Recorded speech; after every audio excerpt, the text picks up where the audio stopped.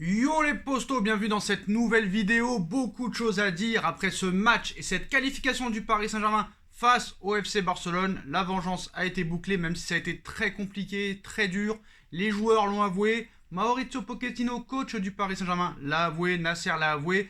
Donc maintenant, c'est les quarts de finale. Mais après ce match, et surtout après l'élimination du FC Barcelone et Léo Messi qui sera privé des quarts de finale de Ligue des Champions, comme Cristiano Ronaldo, la presse italienne et la presse espagnole s'enflamment sur leur avenir. Comme vous le savez, Léo Messi sera en fin de contrat dans moins de 4 mois maintenant, même dans moins de 3 mois et demi.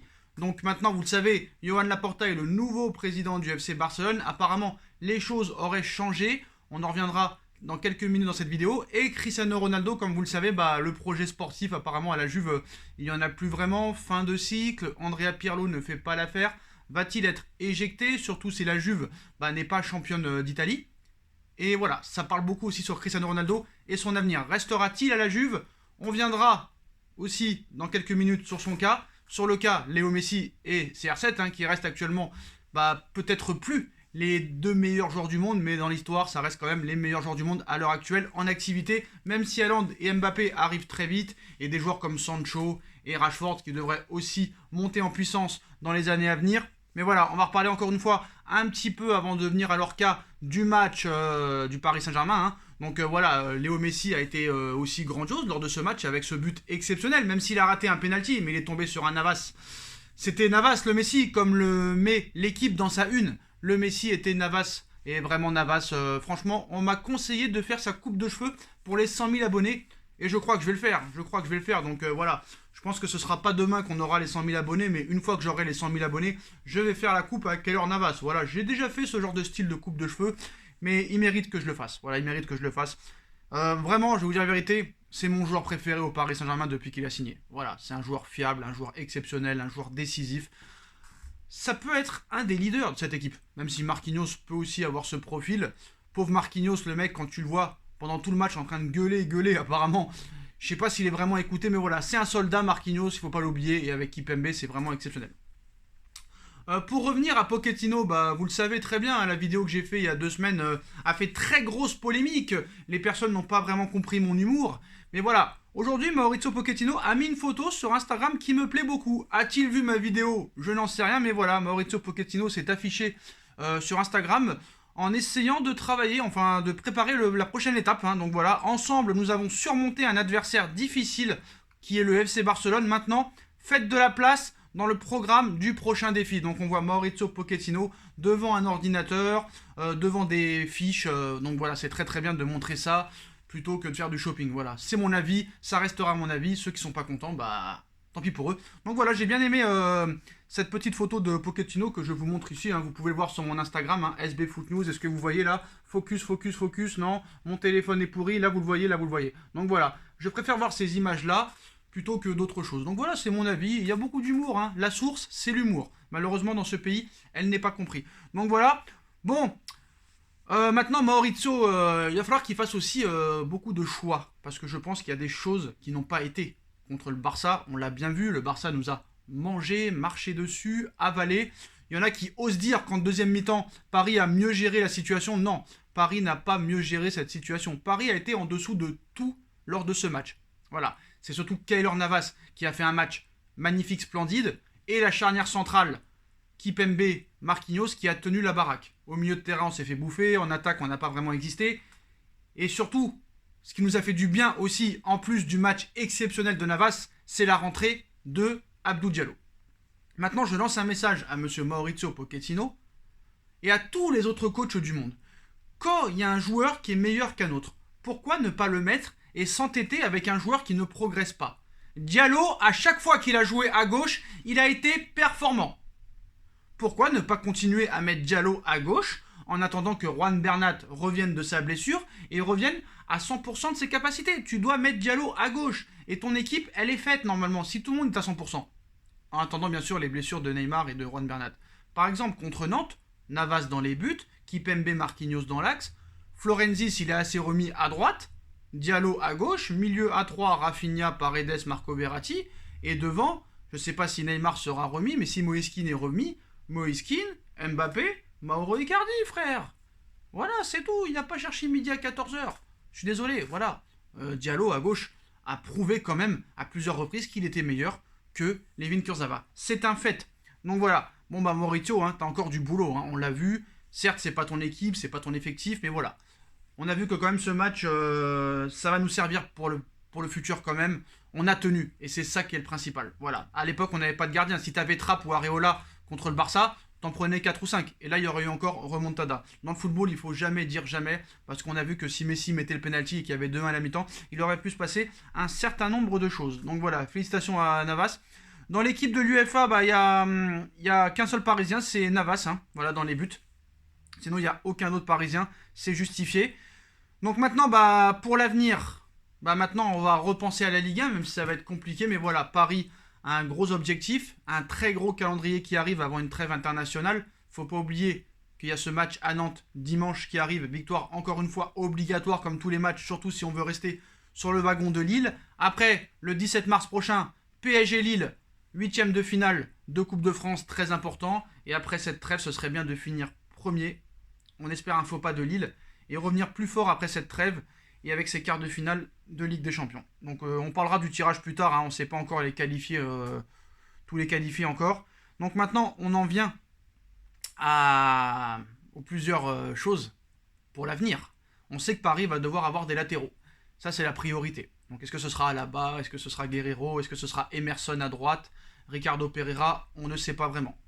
La presse italienne, la presse espagnole s'est enflammée hier sur le futur de Messi et de CR7.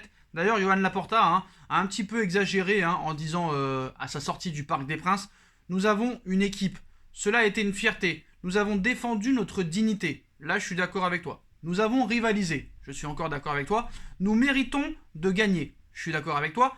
Et de passer et de nous qualifier. Là, quand même, t'exagères un petit peu. C'est pas parce que nos défenseurs ont tenu la baraque et notre gardien a été exceptionnel que tu mérites de passer. Encore, il y aurait eu un vol, tout ça et tout. Je t'aurais dit oui, mais il n'y a pas eu de vol, frérot. C'est juste que ton équipe n'a pas été efficace devant le but.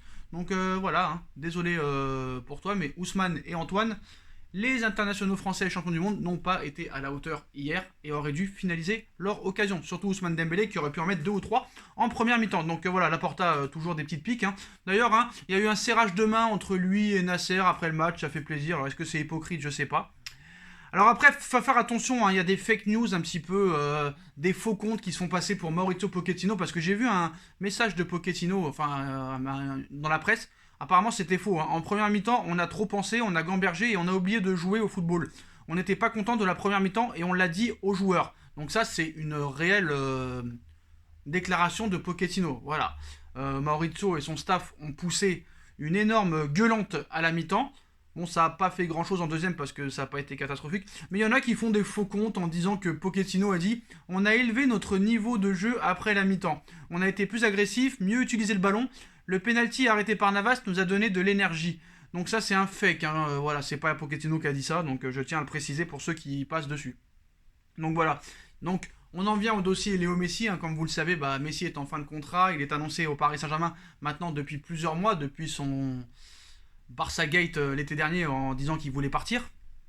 Il y a eu beaucoup de photos entre lui et Mbappé, entre lui et Di Maria. Qu'est-ce qu'ils se sont dit?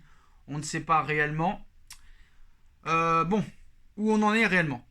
Où on en est réellement? On va essayer d'être calme et voir ce qu'il en est. Donc, déjà sur le recrutement du Barça, d'après des sources, d'après la SER et monsieur Oriol Domenech, c'est pas Raymond Domenech, attention, c'est Oriol Domenech, un journaliste espagnol, qui nous dit Laporta essaiera de signer Alaba ou Erling Haaland. J'ai bien dit ou Erling Haaland. Le Norvégien a une clause de 75 millions d'euros cet été, plus les commissions, environ 100 millions d'euros total. Donc, petite rectification pour ce journaliste qui s'appelle Domenech. D'ailleurs, ce nom Domenech inspire l'incompétence, que ce soit au niveau entraîneur ou au niveau journaliste. Ils sont au courant de rien. Déjà, la clause libératoire, la soi-disant clause libératoire de Haaland, est pour 2022, et encore faut-il prouver que cette clause existe. Donc 75 millions pour Haaland cet été, ça n'existe pas. Donc déjà, tu dis n'importe quoi. À la base, c'est possible, vu que c'est gratuit. Plus Eric Garcia, qui pourrait arriver gratuitement, et si Koeman reste, Memphis Depay pourrait aussi signer dans les prochains mois au FC Barcelone. Donc ça, c'est une information Domenech Auriol, un journaliste qui apparemment n'est pas au courant des infos, comme quoi Haaland n'a pas de clause libératoire cet été déjà, à 75 millions d'euros, et s'il a une soi-disant clause, c'est pour 2022, donc voilà. Donc déjà, il faut aussi se renseigner sur les choses avant de déclarer des mauvaises choses, c'est ça le problème des médias espagnols. Donc il faut vraiment se calmer et vérifier ses sources. Chose que n'arrivent pas à faire apparemment les médias espagnols, que ce soit le Mundo ou Sport. On passe à la SER. À la SER, je sais pas si on dit la SER ou la SER, je sais pas. Donc selon la SER, avant les élections, Messi ne contemplait pas la possibilité de rester au FC Barcelone. Avec la victoire de Laporta aux élections, deux options s'ouvrent à lui. La première, prolongation de 2 ans au FC Barcelone et rejoindre l'Inter Miami de David Beckham. Deuxième option, le Paris Saint-Germain. Donc l'élection de Laporta fait que Messi écoutera d'abord le FC Barcelone avant tout, son club de toujours. Là, on ne peut pas vraiment l'empêcher de d'abord parler avec le FC Barcelone. Va-t-il rester ? Il y a quand même plus de chances qu'il reste qu'il parte. Parce que voilà, c'est vrai que quand même l'élection de Laporta change beaucoup de choses. Donc apparemment, avant l'élection de Laporta, il y avait une réunion qui était prévue entre le clan Messi et le clan du Paris Saint-Germain. Apparemment, cette réunion aurait été annulée. Donc voilà, à voir si elle aura vraiment lieu. Donc voilà, apparemment, c'est bizarre parce que Messi quand même pouvait prétendre savoir que Laporta était grandissime favori pour ces élections. Donc pourquoi annuler une réunion alors que tu sais que Laporta va être président ? C'est ça que j'arrive pas à comprendre. Donc voilà, donc aussi la Cadena Ser confirme, une réunion entre le PSG et le clan Lionel Messi aurait été planifiée au domicile de Julio Iglesias à Punta Cana, mais la récente nomination de Joan Laporta à la présidence du Barça a rabattu les cartes. Jorge Messi, père du sextuple Ballon d'Or, souhaite écouter en priorité les arguments du club catalan avant de songer à l'idée d'un départ. Donc toujours selon le média concerné, avant que Joan Laporta remporte largement l'élection, il n'y avait aucune chance que le joueur concerné reste au FC Barcelone. Donc dernière précision, quoi qu'il arrive, si Léo Messi part, ce sera soit quoi qu'il arrive, Léo Messi ira en MLS apparemment. Soit s'il reste au Barça ou au PSG. Voilà, s'il reste au Barça, il fait 2 ans et après il part en MLS finir sa carrière. C'est un souhait de sa part. Et s'il part du Barça, il ira au Paris Saint-Germain et après aussi en MLS. Donc voilà. Si quoi qu'il arrive, Messi part ou reste, c'est sur du court terme. Sur du court terme, c'est-à-dire 2 ans. Donc voilà, apparemment à 36 ans, il aurait l'idée de partir de l'Europe et aller finir sa carrière en MLS. Maintenant, le cas Cristiano Ronaldo, qui est très intéressant. Donc là aussi, la presse italienne s'enflamme. Cristiano Ronaldo quittera-t-il la vieille dame et la Juventus de Turin cet été ? Ça fait 3 ans qu'il y est. Le PSG songe toujours à Cristiano Ronaldo, si jamais Léo Messi ne parvenait pas à partir. L'avenir de CR7 s'inscrit en pointillé maintenant du côté d'Italie. Depuis mardi, date de l'élimination de la Juve et du Portugais en C1, le PSG a réouvert le dossier et veut passer à l'action pour cet été. Le PSG est vraiment un club à part. Voilà, pour dire la vérité, après la remontada en 2017, le club parisien, visiblement vexé, avait décidé de taper très fort en recrutant Neymar pour 222 millions d'euros et Kylian Mbappé pour 180 millions d'euros. Mais voilà, cette semaine a marqué un tournant dans le football mondial. En effet, les 2 monstres du football, CR7 et Léo Messi, ont été éliminés dès les 8e de finale de la Ligue des Champions. Le pire dans tout cela, c'est que les 2 hommes commencent sérieusement à envisager un départ de leur équipe respective en fin de saison. Donc voilà, on l'a dit, Léo Messi est en fin de contrat et le Portugais, lui, n'arrive pas à aider la Juve à avancer en C1 et lui aussi arrive à 1 an de la fin de son contrat. Apparemment, du côté de la Juve et de la présidence de Agnelli, on aimerait faire une révolution XXL du côté de la Juve et repartir à 0. Et c'est à ce moment précis que le Paris Saint-Germain devient dangereux et incontournable. En effet, que Leonardo, le directeur sportif du Paris Saint-Germain, drague Messi, on le sait depuis très longtemps, depuis un long moment maintenant. Mais comment lui en vouloir lorsqu'on connaît le talent du joueur et son statut contractuel ? Il l'a encore prouvé au Parc, même s'il a raté un penalty, le but qu'il met, la patate.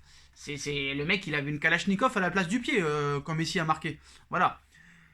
Mais voilà, la nouvelle nous provient aujourd'hui du journal Le Parisien. En ce vendredi, le PSG a rouvert depuis mardi, date d'élimination de la Juve en C1, le dossier CR7, sur lequel il avait déjà un peu planché cet été. Le quotidien ajoute que le contact entre l'agent du joueur de 36 ans en fin de contrat en 2022, Jorge Mendes et Nasser Al-Khelaifi, n'a jamais été perdu. Tout dépendrait... Alors ça c'est un peu, pas je dirais fake, mais un peu tiré par les cheveux. Tout dépendrait en revanche du choix de Kylian Mbappé, lui aussi en fin de contrat en 2022 de poursuivre l'aventure dans la capitale française. Reste une chose qui semble certaine, le Paris Saint-Germain, en cas de départ soi-disant de son international français, est bien décidé à accueillir l'un des 2 meilleurs joueurs de foot de tous les temps. Est-ce que ce sera Cristiano Ronaldo? Est-ce que ce sera Léo Messi? Est-ce que ce sera aucun des deux? Ce qu'il faut aussi expliquer à l'audience, aux supporters parisiens de la Juve, du Barça et de tout autre club, pourquoi une arrivée de Messi ou Ronaldo serait forcément à cause d'un départ de Mbappé. Alors déjà pour le cas Messi, alors l'objectif de Doha, si Messi arrive, c'est de garder Mbappé, Neymar et Messi. Messi arriverait gratuitement pour 0 €. Alors certes, il y aurait le salaire, la prime à la signature, mais moi ce qui me fait rire, est-ce que les journalistes sont dans les comptes du Paris Saint-Germain? Mais fermez un petit peu vos clapets, frère. Arrête. En aucun cas, le départ ou la prolongation de Mbappé a une incidence dans ce dossier. Alors peut-être un peu plus pour Cristiano Ronaldo, parce que voilà, Ronaldo est à 1 an de la fin de son contrat, il y aura sûrement un coût pour le transfert plus le salaire. Mais en aucun cas, ça pose problème que Mbappé reste et que soit Messi ou CR7 arrivent. Il faut qu'ils arrêtent ces mecs-là, ils sont pas dans les comptes du Paris Saint-Germain. Donc ils arrêtent le Parisien, l'équipe, RMC, Mundo, Sport et je sais pas quoi. À un moment donné, travaillez vos infos et après, disons la vérité. Donc voilà les potos, hein, vous avez toutes les informations et les dernières news pour les infos mercato. Messi, CR7, dites-moi en commentaire si vous pensez que CR7 et Messi quitteront la Juve ou est-ce qu'ils resteront. Et comme d'habitude, hein, si on a kiffé la vidéo, on like, on partage, on commente, on s'abonne, on active la petite cloche pour être tenu au courant des vidéos qui vont sortir. On me rejoint sur mes différents réseaux sociaux, surtout sur mon Instagram SBFootNews où vous aurez toutes les informations 24/24, 7 jours sur 7 sur l'actualité du Paris Saint-Germain, du football, de tous les autres clubs, mercato, transfert, interview après match, avant match, compo d'équipe. Voilà les postos, no feeling comme d'habitude. Vous avez aussi la cagnotte PayPal si vous voulez participer. Tout est en lien en description. Je vous souhaite à tous une bonne continuation. Prenez soin de vous et à très vite pour une nouvelle vidéo les postos. Tchuss.